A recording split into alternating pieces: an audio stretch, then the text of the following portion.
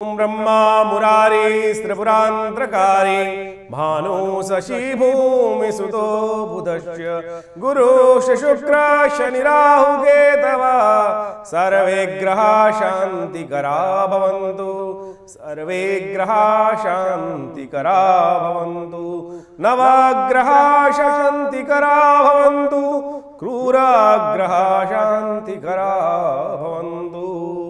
नमस्कार, स्वागत है आपका आचार्य वाणी में। मैं आचार्य डॉक्टर विक्रमादित्य आपके साथ हूँ। आज का विषय हमारा है पहली राशि मेष राशि वालों का भविष्यफल। 6 तारीख का दिवस बहुत ही अद्भुत है। शुक्रवार के दिन पंचमी का योग बन गया है और ये महालक्ष्मी पंचमी, श्री पंचमी का योग बन रहा है। शास्त्र में इसका महत्व लोप हो चुका है, लोग भूल चुके हैं श्री पंचमी क्या होती है। और कहा जाता है कि इस श्री पंचमी के दिन इंद्र ने संकल्प लेकर महालक्ष्मी का पूजन आरंभ किया था, जब इंद्र भी महालक्ष्मी के अभाव से ग्रसित हो गए थे। महालक्ष्मी चली गई थी, श्रीविहीन हो गया था स्वर्ग। श्रीविहीन मानी सॉरी इंद्र शास्त्र में विद्यमान कथा है। हमको तो अपने ही विडंबना दिखाई देती है कि महालक्ष्मी है ही नहीं, घर में कृपा कैसे होगी। यहाँ तो शास्त्र में प्रमाणित है, देवी पुराण के अंदर एक कथा आती है कि भगवती महालक्ष्मी जो है स्वर्ग से पलायन कर गई थी और समुद्र में प्रवेश कर गई थी। तो आप समझें, ये दिवस है, गजकेसरी योग का निर्माण हो चुका है और आपकी राशि के दृष्टिकोण से दिन बिल्कुल अच्छे चल रहे हैं। और ऐसे में यदि चाहते हैं चमत्कार, तो जो उपाय हम आपको बताने जा रहे हैं, इस कथा का श्रवण कर लीजिए, विश्वास जगा लीजिए, बिल्कुल परिवर्तन का योग बन सकता है। तो श्री पंचमी की अद्भुत कथा है और इस बात तो श्री पंचमी बहुत सुंदर शुक्रवार के दिन पड़ रही है। श्री पंचमी मार्गशीर्ष मास के शुक्ल पक्ष की पंचमी को पड़ने वाली जो तिथि होती है उसको पंचमी कहा जाता है, श्री पंचमी कहा जाता है। और श्री पंचमी महालक्ष्मी को प्रसन्न करने का अद्भुत दिवस है। कहा जाता है कि इस संसार में महालक्ष्मी की आवश्यकता किसको नहीं है। और एक बार बड़ी विचित्र विडंबना भी है, जब महालक्ष्मी आ जाती हैं तो धीरे धीरे संसार के अंदर वो जिस घर में आ जाती हैं, धीरे धीरे कुछ समय बाद उनकी उपेक्षा भी शुरू हो जाती है। लोग ऐसे हो जाते हैं मदमस्त कि उनको फिर महालक्ष्मी की, पहले जब महालक्ष्मी खाली होती है जेब, तब तो लगता है कि महालक्ष्मी कृपा नहीं कर रही, लक्ष्मी है नहीं, पैसा नहीं है, पैसा नहीं है। और जब पैसा आ जाता है तो क्या होता है कि धर्मयुक्त कार्य भी बहुत सारे होने बंद हो जाते हैं। जो धर्मयुक्त कार्य कर पाए तो बहुत अच्छा है, सोचे अधर्म के कार्य शुरू हो जाते हैं और लोग उदासीन हो जाते हैं। जिस प्रकार से महालक्ष्मी के अभाव, जब बहुत ज़्यादा प्रचुर मात्रा में महालक्ष्मी आ जाती हैं, अच्छी मात्रा में आ जाती हैं, आप सोचें जिसके पास 10 रुपये नहीं तो उसके बाद 10 रुपये आ जाएं, तो फिर वो जब लगातार आने शुरू हो जाए, सोर्स आ जाए, तो फिर उसको लगता है कि भाई इतने तो आ ही रहे हैं, इतने आए। जब किसी को लाखों करोड़ों रुपये आ जाते हैं तो धीरे धीरे क्या होती है, धन के प्रति उपेक्षा शुरू हो जाती है। ये मानव फितरत है। ऐसा ही हुआ भारतीय संस्कृति में कथा विद्यमान है सनातन के अंदर कि एक बार जब संसार में अंदर प्रचुर मात्रा में महालक्ष्मी संसार में अपनी कृपा बरसा रही थी, देवताओं पर स्वर्ग में भी भगवती महालक्ष्मी का संसार में अद्भुत प्रभाव था। ऐसे में कहा जाता है कि महालक्ष्मी किसी कारण से उदास, जो संसार की उपेक्षा देखकर उपेक्षा होने लगी महालक्ष्मी का, लोग दुराचार गलत कार्यों में फंसने लगे, व्यभिचार करने लगे, गलत करने लगे।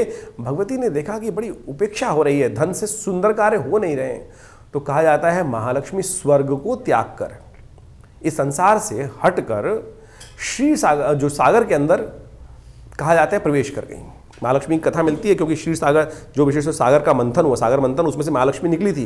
कैसे प्रवेश किया उन्होंने स्वयं प्रवेश किया। संसार से उदासीन होने के बाद, संसार से उदासीन हो गई कि बिल्कुल आज धन का इतना दुरुपयोग लोग कर रहे हैं। और कहा जाता है कि जब संसार से महालक्ष्मी चली गई, समुद्र में प्रवेश कर गई, तो संसार जो था श्री विहीन हो गया, स्वर्ग भी श्री विहीन हो गया, देवता भी त्रस्त हो गए कि अब पैसा महालक्ष्मी कृपा नहीं है। श्री केवल लक्ष्मी नहीं है, श्री ऐश्वर्य भी है, श्री कीर्ति भी है, श्री शांति भी है। महालक्ष्मी जो है वो शांति का भी स्वरूप है, अन्न का भी स्वरूप है, समृद्धि का भी स्वरूप है, मन की शांति का भी स्वरूप है। कई प्रकार से वो जब श्री भगवती जाके समुद्र में प्रवेश कर गई तो सब बड़े त्रस्त हुए, परेशान हुए। कहा जाता है कि ऐसे समय में विशेष तौर पर देवगुरु बृहस्पति जी ने वहाँ इंद्र को कहा कि आप महालक्ष्मी की आराधना करें। कहा जाता है कि इस तिथि से जो मार्गशीर्ष मास के शुक्ल पक्ष की पंचमी से श्री पंचमी के दिवस से संकल्पबद्ध होकर उन्होंने भगवती का सुंदर आराधना करने का कार्य आरंभ किया। और भगवती के सुंदर आराधना के लिए उनके महालक्ष्मी के जो मंत्र हैं शास्त्र में जो अद्भुत रूप से विद्यमान है। एक मंत्र आपको बताता हूं जो देवताओं के द्वारा ही कहा गया है, उनकी स्तुति के अंदर जो देवी सूक्त के अंदर पाठ आता है, या देवी सर्वभूतेषु लक्ष्मी रूपेण संस्था नमस्तस्यै नमस्तस्यै नमस्तस्यै नमो नमः। ये महालक्ष्मी का जो मंत्र है ये देवताओं ने कहा है। देवी विशेष तौर पर दुर्गा सप्तशती यदि आप पढ़ेंगे तो उसके अंदर पंचम अध्याय में देवताओं के द्वारा जब भगवती की स्तुति की गई है तो उसके अंदर ये मंत्र आया है, या देवी सर्वभूतेषु लक्ष्मी रूपेण संस्थिता नमस्तस्यै नमस्तस्यै नमस्तस्यै नमो नमः। और जब देवताओं ने महाराज इंद्र ने स्वयं प्रार्थना करी तो कहा जाता है कि बसंत पंचमी के दिन भी श्री पंचमी पड़ती है, उस दिन महालक्ष्मी की कृपा का सुंदर योग बना। और उस दिन कई शास्त्रों में ऐसा भी विद्यमान है कि जयंती के रूप में भी श्री पंचमी, लोग बसंत पंचमी को केवल सरस्वती पूजा करके ही निपटा लेते हैं, श्री पंचमी भी उस दिन। और शास्त्र के अंदर कई कथाओं में विद्यमान है कि महालक्ष्मी का प्राकट्य समुद्र मंथन से जब हुआ वर्षों बाद, तब उसी दिन भगवती ने इस संसार में पुनः आकर महालक्ष्मी का जो सुख था लोगों को प्राप्त होना योग बना। इंद्र भी उसी यज्ञ के प्रताप से, उसी मंत्र के प्रताप से। हमने देखा कि ऐसे में महालक्ष्मी को प्रसन्न करने के लिए ये मंत्र तो हमने बताया है, तो आप अवश्य करने का प्रयास करें। भगवती का एक मंत्र है, सर्वा बाधा विनिर्मुक्तो धन धान्य सुधान्विता मनुष्यो मत प्रसादेन भविष्यति न संशय। ये दुर्गा सप्तशती का स्वयं मंत्र है। भगवती स्वयं कह रही हैं इसके अंदर कि इस मंत्र का जो जप करते हैं, जो मेरा आराधना करते हैं, उनके जीवन में सुख समृद्धि संतान सब प्रकार के धन धान्य का ऐश्वर्य का प्राप्ति निश्चित हो जाती है, इसमें कोई संशय नहीं है। ये स्वयं भगवती के 12वें अध्याय में मुख से कहा गया मंत्र है। हमने ऐसा देखा कि विभिन्न प्रकार की समस्याओं को दूर करने के लिए श्री सूक्त के मंत्र हैं। और यदि आप इस शुभ योग से महालक्ष्मी के इस जो हमने बताया श्री पंचमी का योग जो है, इससे भगवती महालक्ष्मी की आराधना के समय श्री सूक्त का पाठ करते हैं तो अद्भुत मानिए, सत्य मानिए कि भगवती महालक्ष्मी कृपा प्राप्ति के अद्भुत योग बन जाएंगे। या तो घी से, चंदन चूरे से, या खास तौर पर विभिन्न सामग्रियों से जो भगवती महालक्ष्मी की सामग्री मखाने इत्यादि से, कमल के पुष्पों से, कमल गट्टों से, इन सब सामग्रियों का निर्माण कर कर गूगल इत्यादि को मिलाकर अष्टगंध इत्यादि अगर तगर नागर मोथा बाल छड़छाड़ छबीला इत्यादि सामग्री से युक्त सामग्री से विशेष तौर पर भगवती महालक्ष्मी का यदि यज्ञ किया जाए, जो हमारे यहाँ आरंभ कर रहे हैं हम पूरी तरह से इसी दिन से बड़े अनुष्ठान के रूप में, आप भी इसमें सम्मिलित हो सकते हैं। उसमें श्री सूक्त का विशेष पाठ रहेगा जो महालक्ष्मी की अद्भुत प्रार्थना है, जो महर्षि भृगु के द्वारा बनाए गए हैं। वो मंत्र इस प्रकार से हैं, मैं कुछ मंत्र आपको सुनाता हूँ। ओम हिरण्यवर्णाम हरणीम सुवर्ण रजत्स्रजाम चंद्राम हिरण्यमयीं लक्ष्मीं जातवेदो मावह ताम आव जातवेदो लक्ष्मीं मनभगामिनीं यस्यां हिरण्यं विन्देयं गामश्वं पुरुषानहम् अश्वपूर्वां रतमध्याम् अस्तिनाद प्रमोदनीं शं देवीं उपवै श्रीमादेवी दुखदाम। ये अद्भुत मंत्र है। महालक्ष्मी के 16 मंत्रों में से 3 मंत्र मैंने आपके समक्ष यहाँ उपस्थित किए हमने। तो आप यदि इन मंत्रों का नित्य प्रति स्तवन करते हुए यदि यज्ञ भगवती का इस दिन से आरंभ करेंगे, सुंदर षोडशोपचार पूजन करेंगे, तो कहा जाता है महालक्ष्मी कृपा अद्भुत होती है। देवराज इंद्र ने स्वयं करी, शास्त्र प्रमाणित है इसका। तो इसमें तो हमारे देवता भी, ये नहीं है कि देवता कि हमेशा एक ही चीज़ में चलेंगे, यदि वो गलत करेंगे तो वो भी कष्ट में फंसे हैं और उनसे उनके निवृत्ति के मार्ग भी जिस प्रकार से बने हैं, तो हम भी मनुष्य हैं, उनका अनुसरण करते हैं। तो जीवन में कष्ट है तो उस निवृत्ति का रास्ता ये बताया गया है शास्त्र में। यदि आप इस दिन से आरंभ कर लगातार बसंत पंचमी तक ये पाठ करें तो हमने ऐसा देखा, जिसने किया उस पर कृपा, विश्वास रखने की आवश्यकता है। विवेकानंद योगाश्रम में भी इसके ऊपर बड़ा अनुष्ठान किया जा रहा है, आप भी इसमें सम्मिलित हो सकते हैं और समय समय पर उस के बारे में डिटेल जानने के लिए फ़ोन पर संपर्क साध सकते हैं। तो मेष राशि वालों, अभी आपने समझा कि किस प्रकार से सुंदर रूप से ये जो शास्त्र में प्रमाणित चीज़ें हैं इनको करना चाहिए। ये श्री सूक्त का पाठ है, अवश्य करने का प्रयास कीजिए। साथ साथ राम जानकी का विवाह भी इस शुभ तिथि में हुआ था, तो बहुत सुंदर तिथि है, इसका पूर्ण लाभ लेते हुए कार्य करना चाहिए। आपके लिए सुंदर योग बना हुआ है, ग्रह योग आपके लिए अनुकूल है, बस थोड़ा सा नेगेटिव भाव से हटिएगा तो आपके लिए अच्छा रहेगा। 7 तारीख का दिन शनिवार है और साथ साथ षष्ठी तिथि विद्यमान है और महत्वपूर्ण परिवर्तन का योग बन रहा है। इस दिन ग्रह नक्षत्र परिवर्तन का योग बना रहे हैं, आपके लिए अच्छे हैं, लेकिन मंगल महाराज जो हैं वो परिवर्तन का जो योग बना रहे हैं वो विशेष तौर पर ध्यान रखने की ज़रूरत है। तो मेष राशि वालों, आपकी राशि के स्वामी मंगल है और मंगल वक्री होने जा रहे हैं 7 तारीख को। ये मंगल का वक्री होना विशेष तौर पर शनि के साथ षष्ठाष्टक योग बनाना, ये थोड़ा आपके लिए कार्यों में विघ्न उपस्थित कर सकता है, झगड़े उत्पन्न कर सकता है, आप अपनी बातों पे अड़ सकते हैं और ये 2-4 महीने इस प्रकार का योग बनने वाला है, ध्यान रखिएगा। अननेसेसरी मंगल का उपाय करना बहुत ज़रूरी है। और आपकी राशि के दृष्टिकोण से हमें एक उपाय दिखाई देता है, वो आप अवश्य करने का प्रयास करें, नहीं तो अननेसेसरी क्लैश परेशान कर सकता है। ओम क्रांग क्रीं क्रौंग से भौमाय नमः इस मंत्र का जप करें। और हो सके तो मंदिर में जाकर भगवान हनुमान जी के समक्ष लाल दीपक प्रज्वलित करें और वहाँ बैठ के हनुमान चालीसा का पाठ करें। ये लगातार उपाय कीजिएगा, नहीं तो ये मंगल लोग आपको थोड़ा अवॉइड करना शुरू कर देंगे कि केवल उपदेश देता है, कार्य नहीं करता, दुनिया को समझाता है, खुद नहीं करता। ये लोग आपको बात सुननी पड़ सकती है। लाभ के योग चल रहे हैं और उसको आप इतना सुंदर शनि महाराज परिवर्तन करके लाभ दिए हैं, थोड़ा सा अपने आप को थोड़ा कम बोले और कार्य ज़्यादा करें, ये सबसे ज़्यादा बढ़िया करेंगे, आपके लिए अच्छा रहेगा। अब बात कर लेते हैं 8 तारीख रविवार का दिन, सप्तमी तिथि विद्यमान है और भद्रा इस दिन रहेगी सुबह 9:45 से लेकर करीब करीब रात्रि में 8:30 बजे तक। ग्रह नक्षत्र शनि के साथ जो चंद्रमा विराजमान हुए हैं आपके लाभ वाले भाव में, वो लाभ देने को बिल्कुल तैयार बैठे हैं, तो आप उस क्षेत्र में कार्य करके सुंदर योग ले सकते हैं। सूर्य इन दिनों आपके नेगेटिव चल रहे हैं, बंधन युक्त योग बना रखे हैं। मित्र सप्तमी है, रविवार का अवसर है, कोशिश करें उसको दोष को भी ठीक करने का प्रयास करें। घी दान करना आपके लिए सबसे श्रेष्ठ रहेगा, इस दिन घी दान इत्यादि करें, वो आपके लिए लाभ के योग बनाएगा। गुड़ और घी का दान करना आपके लिए बड़ा श्रेष्ठ है। 9 तारीख का दिन सोमवार का अवसर है, अष्टमी और नौमी तिथि का योग है। नौमी तिथि क्षय हो रही है दिल्ली के पंचांग के अनुसार से, लेकिन ग्रह नक्षत्र परिवर्तन की तरफ जो योग बन रहा है, ये कहीं ना कहीं आपके नुकसान को बढ़ा सकता है, कहीं ना कहीं अननेसेसरी के झगड़े बढ़ा सकता है, ध्यान रखते हुए कार्य करें। नंदिनी नवमी है, भगवती दुर्गा की उपासना करने का अवसर है। गाय के निमित्त हरा चारा इत्यादि दान करने का प्रयास करें, ये अच्छा रहेगा आपके लिए। हम कई बार गऊ के संबंध में जो उपाय बताते हैं, बहुत सारे लोग लिख के भेजते हैं हमें, ये आप प्राचीन उपाय बताते हैं। अरे भैया, उपाय तो वही रहेंगे, अब मैं समय के अनुसार से उपाय तो बदल नहीं सकते हैं। गाय है पूजनीय तो पूजनीय रहेगी। वो कहते हैं शहर में गाय नहीं मिलती, तो बहुत सारी ऑर्गेनाइजेशन हैं जो गाय के लिए काम कर रही हैं, उनमें हेल्प कर दीजिए आप, और ऐसा भी करके आप लाभ ले सकते हैं। आश्रम है बहुत सारे जिनमें गाय सेवा की जाती है, उनमें अपना सहयोग भेज दीजिए, बिल्कुल रास्ता बनेगा, जहाँ चाहा वहाँ रहा। तो दिमाग को खोलने का आपको प्रयास करना चाहिए। 10 तारीख का दिन मंगलवार का अवसर, दशमी तिथि है, सर्वार्थ सिद्ध योग का निर्माण है, लेकिन ग्रह थोड़े भारी हैं, स्वास्थ्य का ध्यान रखने की ज़रूरत है, नियम पालन करने की ज़रूरत है।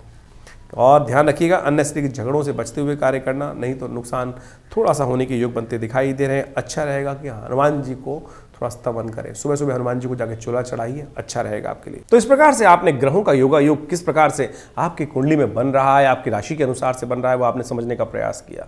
दिन पर दिन ग्रहों की परिस्थिति जो बदलती है, ग्रहों की स्थिति जो बदलती है, नक्षत्रों पे उनका योगा योग जिस प्रकार का बनता है, और साथ साथ आपस में ग्रहों का परस्पर योग जो बनता है, उसके कारण से, उसके अनुसार से हमारे जीवन में उसका प्रभाव उत्पन्न होता है।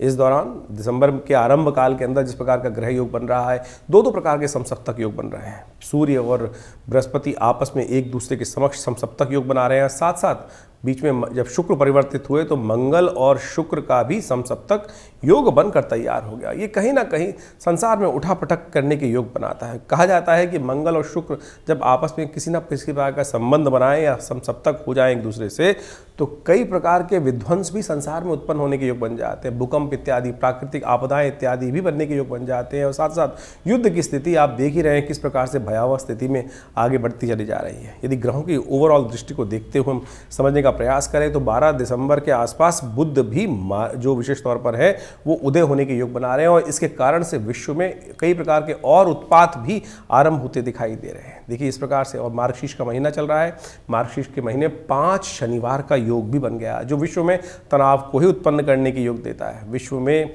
विश्व युद्ध के हालात कहीं ना कहीं बनते दिखाई दे रहे हैं। बहुत सारी गणनाओं के अनुसार से कई लोगों ने प्रेडिक्शन भी किया है कि दिसंबर के मध्यकाल के आगे जाकर विश्व में जिस प्रकार की मंगल शनि का टकराव, देखिए ग्रहों को योगा योग समझना चाहिए। ये कहीं ना कहीं आतंकवाद को बढ़ाता है, कहीं ना कहीं आपस के अंतर्द्वंद को उत्पन्न करने की स्थिति को उत्पन्न करता है। साथ साथ मार्केट के रुख को भी हमें समझने का प्रयास करना चाहिए। अभी हमने कुछ दिन पहले प्रेडिक्शन किया था कि जब ग्रहों की स्थिति बदलेगी तो मार्केट का रुख कहीं ना कहीं गिर सकता है, और अभी हमने देखने को भी मिला। तो ऐसा ही योग अभी आने वाले समय में ग्रह योग का बनता दिखाई दे रहा है। तो आपकी राशि के अनुसार से आपको समझना चाहिए। देखिए राशि के विश्व के दृष्टिकोण से हम समझाते हैं, राशि के दृष्टिकोण से आपको दिखाने का प्रयास करते हैं, तो 12 भाग में बांट देते हैं। लेकिन अच्छा यह है कि पूरी तरह से ग्रहों को विवेचना के साथ समझने का प्रयास किया जाए। और ग्रह दृष्टिकोण से बहुत सारे अद्भुत योग भी बनते रहते हैं। ऐसा नहीं है कि विश्व में जब ग्रह स्थिति खराब चल रही हो तो सबका ही नुकसान होगा या सबका ही कहीं ना कहीं लाभ की अच्छे योग बनेंगे, सबके लाभ के योग बन जाएंगे। वो सारी परिस्थिति बनती है व्यक्ति कहाँ कौन से कर्म किस प्रकार से करके आया है। अवश्य में वो भोक्तव्यम कृतम कर्म शुभाशुभम जो शास्त्र में सूत्र समझाया गया है उसको हमें समझना चाहिए। इस दौरान कई प्रकार के सुंदर योग बनते हैं और उन सबको लाभ लेने के लिए हमें पुण्यों को बढ़ाने का प्रयास करना चाहिए। जितने बढ़िया हमारे जीवन में पुण्य होंगे ना उतने ज़्यादा जीवन में आगे बढ़ने के योग बन जाएंगे। और कष्ट का समय आएगा तो वो पुण्य कहीं ना कहीं हमारी रक्षा करने, कहीं पुरानी कहावत है दिया लिया काम आ जाता है, पुण्य किया हुआ कहीं ना कहीं काम आ जाता है। जब विकट स्थिति उत्पन्न होती है तो बहुत सारे लोग कष्ट में फंस जाते हैं, लेकिन कुछ लोग उनसे बाहर निकल के आ जाते हैं। कारण है केवल पुण्य। इसलिए यथासंभव जितना हो सके हमें अपने भी मनोमस्तिष्क से शुभ की तरफ, पुण्य कार्य कर्म की तरफ अपने आप को लगाने का प्रयास करना चाहिए। अब एक बात समझें, आपकी जीवन में कैसे समझें कि पुण्य है। एक आपको ऐसा टैंक तो है नहीं जैसे गाड़ी के अंदर मीटर लगा होता है कि फ्यूल कितना है आपकी गाड़ी के अंदर। तो यदि हम जीवन में कैसे समझें कि हमारे पुण्य बढ़ रहे हैं या कष्ट या कहीं ना कहीं पुण्यों का अकाउंट कम हो रहा है। जब जीवन में जो आनंद है, सुख है, वो कहीं ना कहीं कम होने लगे तब समझ लेना चाहिए कि कहीं ना कहीं पुण्यों का अकाउंट कम होता चला जा रहा है। देखिए पुण्य बढ़ते भी बहुत तेज हैं और घटते भी बहुत जल्दी से हैं, तो इस बात का ध्यान रखना चाहिए। हमें एक छोटी छोटी एक चींटी को भी मारा तो उसका भी कहीं ना कहीं जो पाप कृत्य है वो आपके अकाउंट में ऐड हो जाता है। तो वो प्रकृति है, कहीं भी छोटी सी छोटी घटना बड़ी सी बड़ी घटना को कहीं किसी के साथ कोई राग द्वेष नहीं रखती, बैलेंस होकर चलती है। तो इसलिए कोशिश ये करें जब मन में शुभ करने का आया तो तत्काल ही कर देना चाहिए शुभ कार्य। कई बुरा करने का सोच रहे हैं तो उस पर विचार करने का प्रयास करना चाहिए। तो इसलिए हमारी भारतीय संस्कृति में जितने उत्सव समय समय पर मंगलवार, सोमवार, शनिवार, रविवार, ये सब उपाय, उसके बाद हर तिथि से लेकर अमावस्या, पूर्णिमा, अष्टमी, नवमी, चतुर्दशी, प्रतिपदा, पंचमी, ये सब प्रकार के योग जो आते हैं ना वो सब पुण्यों को कहीं ना कहीं कथा के साथ उन पुण्यों को जगाने का रास्ता हमारे शास्त्रों में बताया गया। जैसे हमने आज के इस कार्यक्रम के अंदर आपको बताया कि श्री पंचमी का सुंदर योग बन रहा है। श्री पंचमी विशेष तौर पर भगवती महालक्ष्मी को प्रसन्न करने के लिए योग बनती है। कहा जाता है कि देवताओं की, जैसे कथा आपने सुनी कि देवताओं के जीवन में भी कष्ट आ गया, भगवती महालक्ष्मी उनको त्याग कर समुद्र में प्रवेश कर गई। और जब मार्गशीर्ष के महीने में देवताओं ने देखा कि हम श्री विहीन हो चुके हैं, तब देवता इंद्र ने स्वयं भगवती महालक्ष्मी का यज्ञ किया, व्रत किया। और मार्गशीर्ष से आरंभ होकर जब तक वो बसंत पंचमी तक यज्ञ चल के भगवती बसंत पंचमी के दिन भगवती का सुंदर जिस प्रकार से उनका लाभ मिला, जीवन में कष्ट दूर होने के योग बने। तो ऐसा कहा जाता है कि अवश्य कहीं भी जो कर्म है, कर्म प्रधान विश्व रचि राखा। चाहे देवता है, चाहे पुण्य है, चाहे कोई भी कर्म प्रधान है। इसलिए कष्टों को निवृत्त करने के लिए, कष्ट से दुखी होने की ज़रूरत नहीं है, कष्ट से निवृत्ति के लिए शुभ कर्म करने की ज़रूरत है। चाहे वो प्रैक्टिकल कर लीजिए जैसे आप मेहनत करते हैं, या वो परमात्मा की आराधना कर लीजिए, मंत्र जप कर लीजिए, या विभिन्न उपाय जो लोग अंगूठी पहनते हैं, कई प्रकार की और चीज़ भी बताते हैं, वो सब कहीं ना कहीं उपाय हैं, लेकिन सत्य होना चाहिए, सही रूप में होना चाहिए। अब हमको समझ में ये नहीं आता है संसार की विचित्र विडंबना के अंदर सही मार्ग कौन सा है। आप किसी डॉक्टर के पास गए और डॉक्टर ने जाके दवाई लिखी, डॉक्टर ने तो एनालाइज करके बता दिया कि डॉक्टर दवाई ले लो। अब आप केमिस्ट के पास गए उस दवाई लेने के लिए, उसने वो नकली दवाई दे दी। तो वो नकली दवाई जो है वो काम तो करेगी नहीं, तो बीमारी ठीक होगी कैसे। तो यही समस्या है। अगर आप नग पहन लेते हैं और नग पता नहीं सत्य है कि नहीं है, तो इसलिए हम कोशिश करते हैं कि आप स्वयं मंत्र जप करके छोटे छोटे उपाय जो हम इस कार्यक्रम के माध्यम से, वैदिक ज्योतिष क्या है इसको समझना पड़ेगा। ज्योतिष की कई शास्त्र शाखा है, हम टोटकों में फंस गए, आजकल छोटे छोटे टोटकों में लग जाते हैं। कोई कुछ, आज की सोशल मीडिया का ज़माना है, सबके सब महाविद्वान बुद्धिजीवी इकट्ठे हो गए हैं और आपके सोशल मीडिया पे बैठकर ऐसी ऐसी भ्रांतियाँ लोगों के मनोमस्तिष्क में उत्पन्न कर देते हैं। अभी कुछ दिन पहले एक आरती के संबंध में ऐसी भ्रांति उत्पन्न करने का प्रयास किया कि देवताओं की जो हम आरती करते हैं, महालक्ष्मी की आरती नहीं करनी चाहिए। अरे भैया, आरती आरंभ है पूजा का, आरती स्वागत है महालक्ष्मी का। आरती विशेष तौर पर शास्त्र के अंदर जो षोडशोपचार, पंचोपचार, अनेक प्रकार की पूजाएं हैं, उसके अंदर एक अभिन्न अंग है। लेकिन तथाकथित तौर पर कुछ लोग ऐसी भ्रांति उत्पन्न करने का प्रयास करते हैं और बेचारे सीधे साधे जनता जो है वो भ्रमित हो जाती है। तो हम आपको तमाम चीज़ों को सही रूप से बताने का प्रयास कर रहे हैं। हम बता रहे थे ना कि जो पत्थर पहनने का एक उपाय शुरू हो गया लोगों ने, दुनिया में इतने पत्थर बिके जा रहे हैं, इतने पत्थर बिके जा रहे हैं, इतने पत्थर तो निकलते भी नहीं होंगे। कभी किसी खान से कभी आपने देखा है कि बोरिया ट्रंक भर भर के पत्थर निकल रहे हैं? अरे विरले पत्थर निकलते हैं, और विरले पत्थरों की कीमत जो होती है वो अरबों लाखों रुपए से ऊपर होती है। और आज पन्ने के नाम पे, मोती के नाम पे, हीरे के नाम पर और माणिक्यों के नाम पर जिस प्रकार से एक पुखराज इत्यादि के नाम पर धंधा शुरू हो गया है, मैं शब्द का उच्चारण कर रहा हूँ, बहुत दुखद है। तो आप कोशिश करें, उसके जो सरल उपाय हैं वो करने का प्रयास कीजिए। सत्य है, बिल्कुल मेहनत से जितना किया करोगे, जो इस कार्यक्रम के माध्यम से हमने आपको जोड़ने का प्रयास किया है, उनको करने का प्रयास करिए। इंद्र ने भी तो किया, महालक्ष्मी को प्रसन्न करने के लिए उसने कब हीरा पहन लिया, उसने कब कुछ और उपाय किया, उसने व्रत किया। शास्त्र में देवी पुराण के अंदर इसका पूरा आख्यान उपस्थित है। मार्गशीर्ष महीने के पंचमी, शुक्ल पक्ष की पंचमी के दिन से इंद्र ने भगवश्री पंचमी के दिन भगवती महालक्ष्मी को प्रसन्न करने के लिए व्रत किया, श्री सूक्त का पाठ किया। वो जो है वो अद्भुत है, सत्य माने, और वो समस्त मनोग्रोथों को सिद्ध करने वाला है। हमारे आश्रम पर भी ये कार्यक्रम नित्य प्रति चलते ही है, महालक्ष्मी का यज्ञ भी नित्य प्रति चलता है। आप भी उसमें सम्मिलित हो सकते हैं। हर रविवार को विशेष कार्यक्रम की व्यवस्था रहती है, जो यज्ञ आदि इत्यादि होते हैं उसमें आप स्वयं सम्मिलित हो सकते हैं। और ये जो महालक्ष्मी का यज्ञ है, ये अभी श्री पंचमी से लेकर बसंत पंचमी तक चलेगा। ऐसे में जिन जिन को भगवती महालक्ष्मी कृपा चाहिए वो नोट कर लीजिए। साल में कुछ दिन के लिए मुहूर्त बनता है ये, तो इस श्री पंचमी से, मार्गशीर्ष शुक्ल पक्ष की पंचमी से लेकर बसंत पंचमी तक नित्य प्रति श्री सूक्त का पाठ करना शुरू कर दीजिए। देखिएगा विदिन कुछ ही दिनों में आप देखेंगे महालक्ष्मी की कृपा से समस्त कष्टों का निवारण करने के बाद रास्ते बने हैं। तो आप इन तमाम उपायों को जो शास्त्र में वर्णित है सही रूप से करने का प्रयास कीजिए। देखिए मनोकामना सिद्धि के योग बनेंगे। हमारे विवेकानंद योगाश्रम में इस प्रकार का बहुत अद्भुत प्रकार से हजारों लोगों पर शोध करके, स्वयं के ऊपर शोध करके हमने समस्त उपाय जो शास्त्र में वर्णित हैं वो देखे।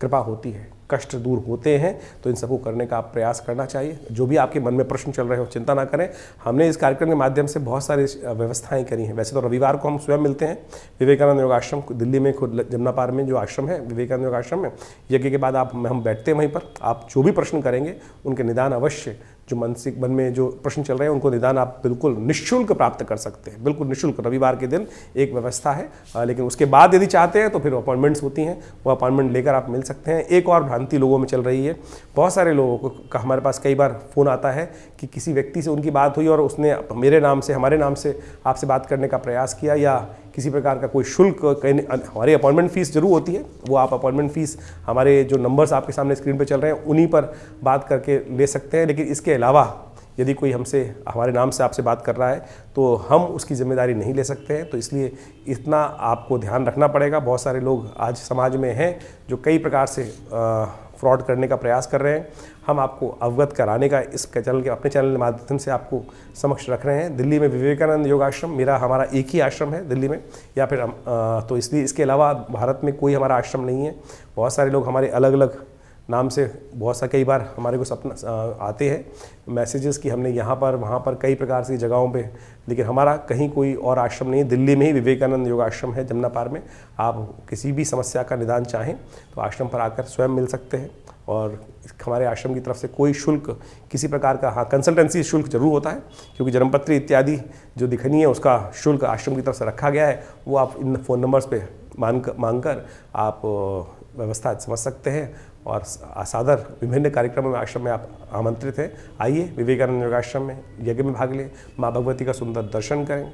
एक बहुत बड़ा हॉस्पिटल है योग प्राकृतिक चिकित्सा आयुर्वेद का जो हम चलाते हैं, 100 बेड का हॉस्पिटल है। बहुत सारे लोग आके उसमें अद्भुत प्रकार से स्वास्थ्य का लाभ भी ले रहे हैं। आप भी जुड़ सकते हैं हमारे साथ। धन्यवाद, नमस्कार।